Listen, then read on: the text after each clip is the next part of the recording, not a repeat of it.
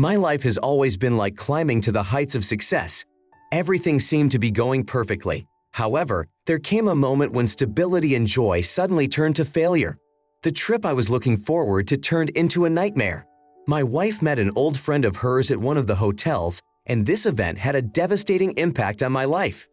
I am ready to share my story and how I managed to cope with all the difficulties. I wish you an enjoyable viewing experience. My life, it would seem, could be the basis for the script of a cheap soap opera. My name is Nicholas Morgan. I'm 32 years old. I am a successful computer programmer, own a luxury home in Nevada, and a brand new BMW car. Control and precision are my faithful companions on the road to success. Although I make no secret of the fact that I like to brag about my accomplishments to my friends.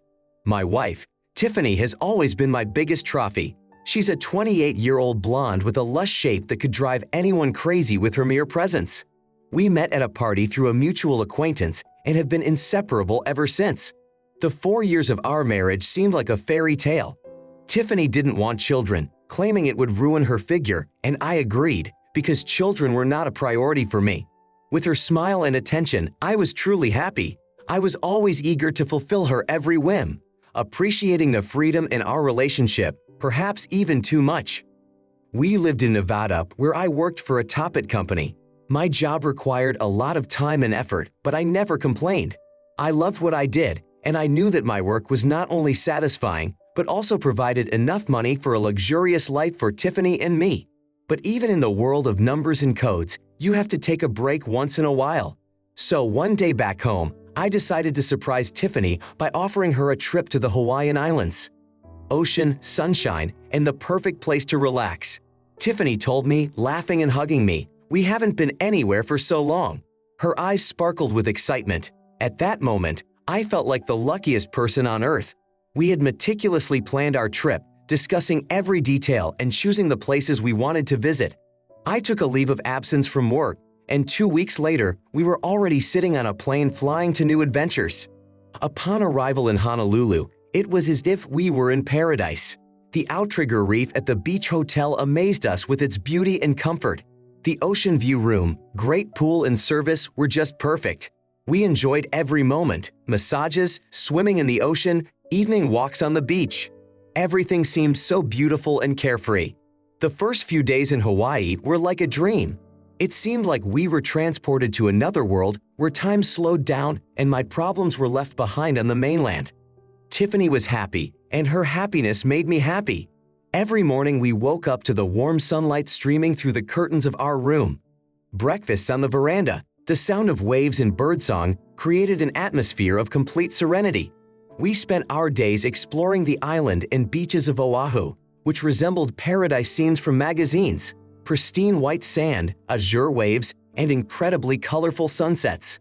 We swam in the ocean, sunbathed, and just enjoyed each other's company.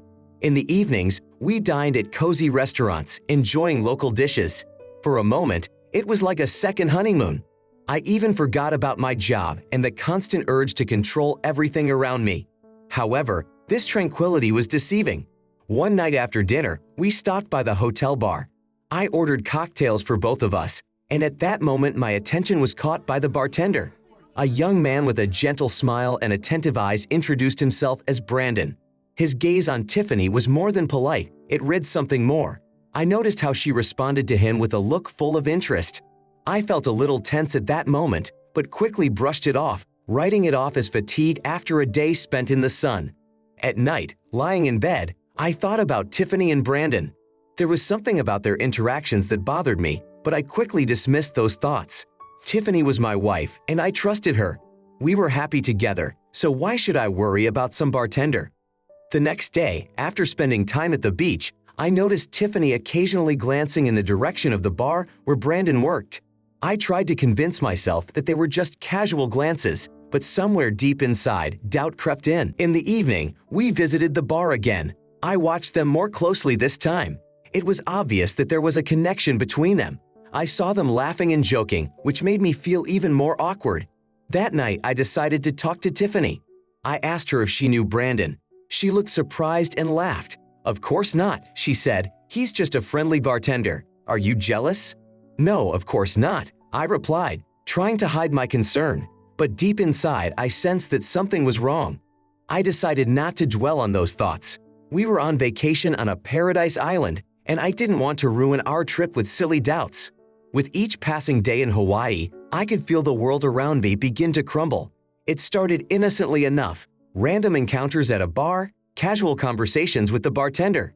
But my intuition told me something was wrong. Tiffany acted differently when he was around, smiling at her. Sitting at the bar one night, I began to have my doubts as I watched them. Brandon made a joke, and Tiffany laughed. The sound of her laughter made me feel uncomfortable, like it wasn't for me. At that moment, I decided to act decisively. When we got back to our room, I started the conversation. "Tiffany, had you ever seen Brandon before our trip?" She looked at me in surprise, then her gaze became more thoughtful. "Well, yes," she admitted, "he was my first boyfriend, but it was a long time ago before we met by chance here in Hawaii. It's just a coincidence, Nicholas." The world inside me shook. Her first boyfriend was a coincidence. Why hadn't she told me about this before? I had a hard time believing it was just a coincidence. I tried to hide my concern, but I felt my trust in Tiffany begin to crumble. "Why didn't you tell me about this before?" I asked, trying to remain calm. "I didn't think it was important," she replied. "We broke up years ago. It was before your time, Nicholas. You don't have to worry." But I was worried. In the back of my mind, I began to doubt her words and her feelings for me. These doubts slowly eroded my confidence and faith in our love. The days that followed were filled with anxiety. I tried to convince myself that my fears were just a product of my imagination. But now that I knew about their past, every interaction between them seemed suspicious. One night, when Tiffany went to the bar before me, I decided to follow her. Standing in the shadows, I watched them. They were talking about something, and their faces were so close that I felt my heart sink. I wanted to scream, to ruin this moment, but I held back. I had to be sure. I had to know the truth. Back in our room, I went to bed, but sleep was the last thing on my mind. My thoughts were filled with doubt and suspicion. I began to wonder if Tiffany had cheated on me. I felt my heart fill with pain and anger. That night turned out to be the longest night of my life. Lying in the dark, I listened to Tiffany's quiet breathing.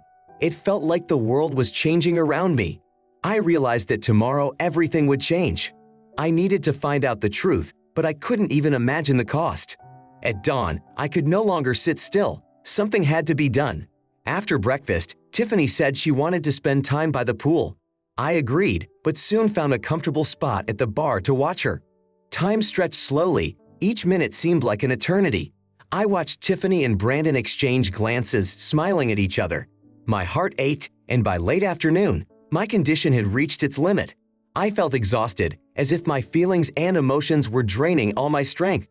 Tiffany said she was tired and wanted to go to bed early. I nodded, pretending to agree. Told her I wanted to spend a couple hours at the bar to relax. To my surprise, Tiffany didn't react at all and just went back to our room, leaving me to sit alone. I sat there, immersed in my thoughts until I noticed that Brandon was finishing his shift and another bartender had taken his place. My mind was filled with suspicion. I watched as he left the bar and headed towards our room. My heart stopped. I followed him, trying not to attract attention. As I approached our room, I heard nothing. Slowly, I opened the door, trying to stay calm.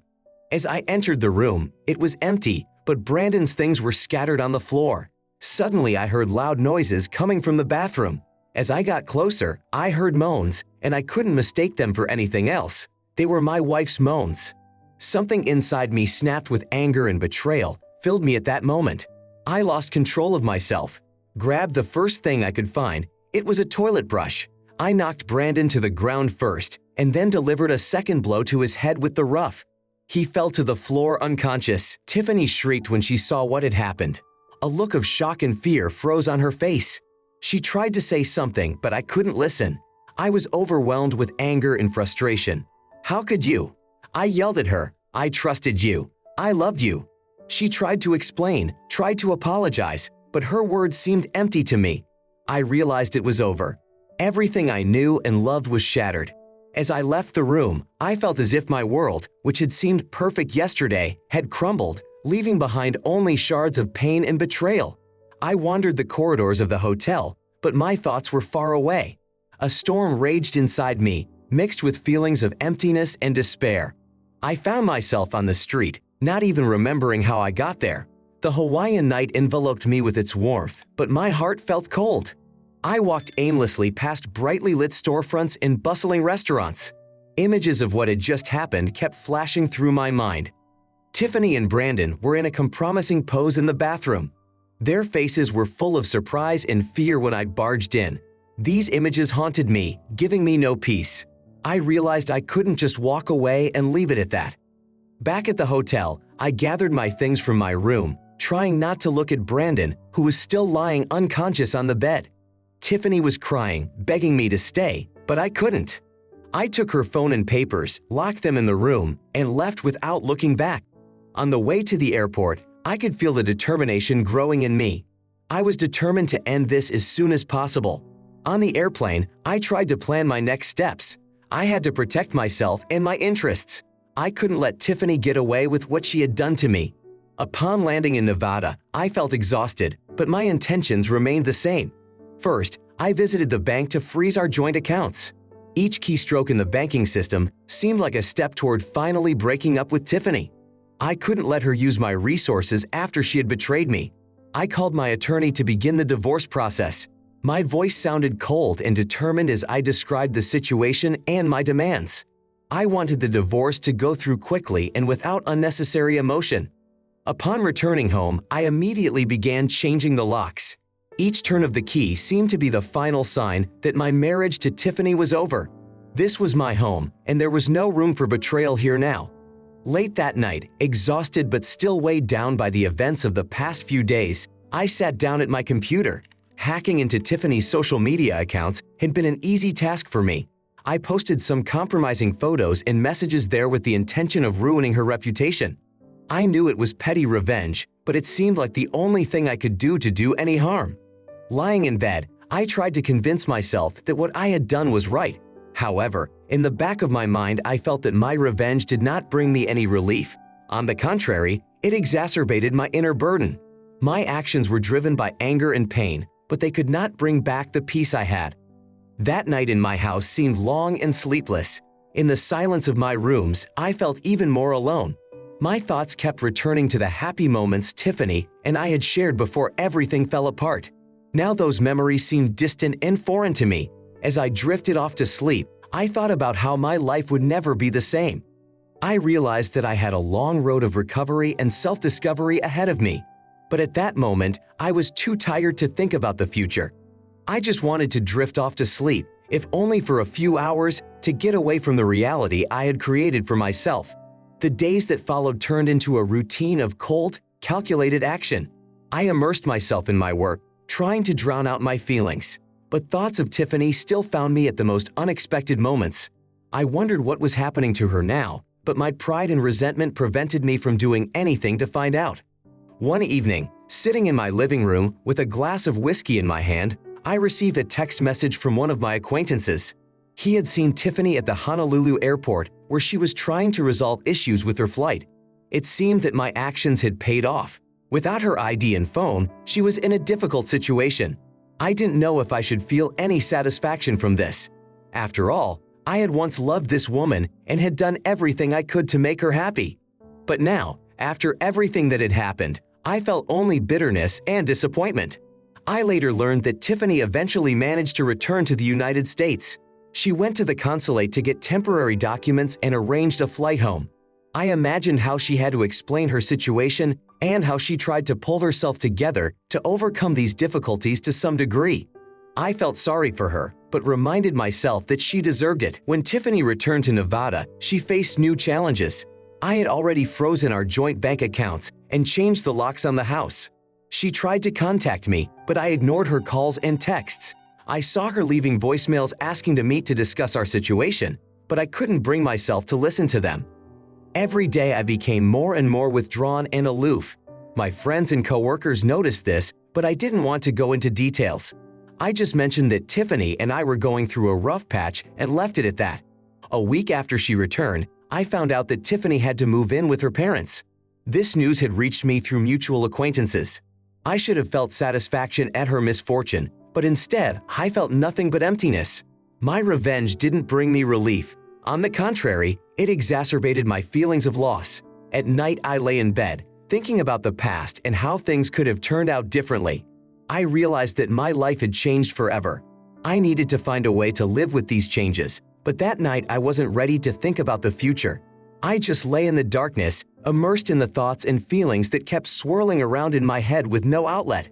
The days passed monotonously, filled with work and gloomy thoughts. I tried to avoid socializing with friends and colleagues, preferring solitude. My home, which used to be full of warmth and laughter, now resembled a prison inhabited by the ghosts of the past. One day, while browsing the news on social media, I saw a picture of Tiffany. She was with Brandon at some event. They were both smiling. The sight of their happiness was a blow to me. All the emotions I had been trying to suppress came to the surface. I felt anger, betrayal, and hurt, but most of all I felt the need to act. I shut down social media and sat in deep contemplation. My thoughts revolved around one idea, revenge, which I knew would not bring me relief, but I needed to do something to end this pain. Spontaneously, on a momentary impulse, I reached out to an old acquaintance I had crossed paths with at a previous job. He had connections to people who could help solve my problems. I wasn't proud of the decision, but my anger and pain overrode reason. We met at a deserted bar on the outskirts of town. I explained that I wanted Brandon to learn his lesson. I didn't want anything serious to happen to him, but I wished for him to remember it for a long time. A few days later, my acquaintance informed me that the assignment had been completed. Brandon had been beaten up in one of the city's quiet alleys. Although I was told he would not be seriously hurt, it should have served as a lesson to him. When I learned of this, I expected to feel satisfaction, but instead I felt only emptiness. I began to question my actions and motives. Deep down, I knew that revenge would not bring me relief, but now that knowledge was even more tangible. The nights became worse for me. I suffered from insomnia, tossing and turning in bed, pondering the abyss into which I had sunk. My life seemed shattered, and I didn't know how to put it back together. Each day I realized more and more that revenge had brought me nothing but new guilt and shame. I began to reflect on what had happened and realized that I needed to find alternative ways to deal with my grief and frustration. But right now I was too immersed in my own turmoil to find a way out. The job that had once been my refuge and source of pride now seemed meaningless. I continued to fulfill my duties, but my enthusiasm was gone. My coworkers noticed my declining spirits and tried to support me, but I pushed away their concern, preferring the solitude of home. The happy moments we once shared seemed increasingly distant. I realized more and more that my revenge had not brought back the past. It had only taken away the last remnants of my happiness. I tried to find a path to forgiveness for both Tiffany and myself, but the resentment and pain were too deep. My nights were filled with insomnia and anxious thoughts. I agonized, thinking about what I could have done differently, how my life could have turned out if I had remained calm and shown more understanding. One morning, after another sleepless night, I realized that I could not go on like this. My actions and thirst for revenge had brought me nothing but additional pain and loneliness. I began to reflect on the need to seek healing rather than destruction. My thoughts gradually shifted to the idea of therapy or counseling. I needed help to cope with these difficult emotions and find a way forward. I realized that I could not do this alone and that I needed support to get through this difficult time in my life. That day was the first step in making a change. I made a few calls looking for a therapist who could help me. I sensed that this was not going to be an easy journey, but I was ready for it. I realized that I needed to learn to forgive not only Tiffany, but also myself. I needed to find a way to make peace with the past and learn to live again.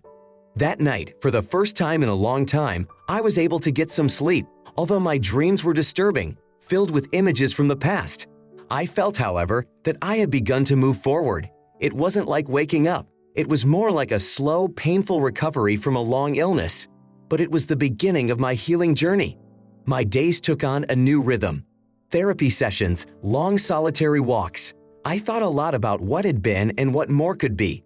I realized that taking revenge on Brandon and acting out against Tiffany was a mistake, a way to express my pain and resentment, but it didn't bring me any relief. Tiffany had tried to contact me several times, but I wasn't ready to talk to her. I didn't yet know if I could forgive her or if I'd even wanted to. I felt like I needed to sort myself out before making a decision about our future.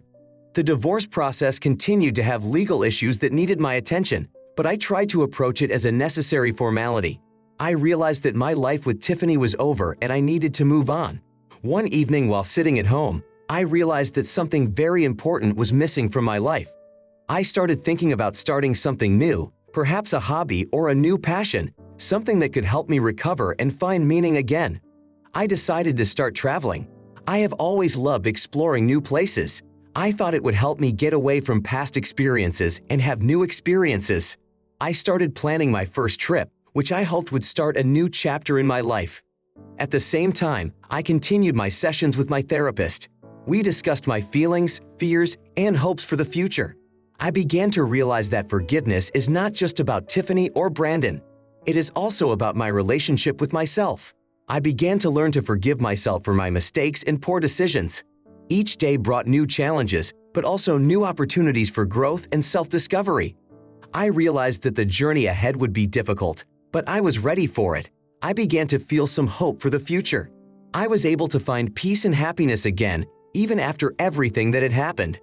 3 months later, Tiffany and I were officially divorced, and I was relieved. We didn't get to talk before the divorce, and I didn't want to. Our shared house had been sold. I considered forgiving Tiffany, but then I realized she didn't deserve it. I was hurt that she continued the relationship while I was alone. I switched to a remote job and my paycheck got lower, but it allowed me to move out of state and see the world. The house and all of our shared possessions were sold and split in half. I didn't feel like a winner, but I knew I could start over. I had no idea that one vacation with my wife would change my life so dramatically. Thank you for listening to my story. That's the end of the story. Write your opinion in the comments. Why do you think the main character started to regret taking revenge on his abusers in the end? Why did the wife decide to stay with her lover? Could the protagonist have resolved the whole situation peacefully? Why did not the main character's wife's lover write a statement against the main character? The protagonist realized that revenge did not do him any good, but only aggravated his situation, and he began to succumb to remorse. The protagonist's wife may have loved Brandon, but when he was poor, she decided to leave him and live with a rich guy. But when she met Brandon again, she realized that her feelings for him remained, and she decided to go back to him. The protagonist could have done a much smarter thing, but instead he let his wife go back to her ex-boyfriend. The protagonist couldn't give in to his emotions. First, he could have filmed everything on his phone camera and submitted it as evidence in court, but instead, he resorted to illogical and destructive actions. The lover most likely did not write a statement because he himself internally realized that he had made a mistake and destroyed someone else's marriage. But this is just an assumption. It will be interesting to know your opinion on all these questions. In any case, we are glad that the protagonist found strength in himself and continued. Don't forget to subscribe to the channel and put a like. Good luck!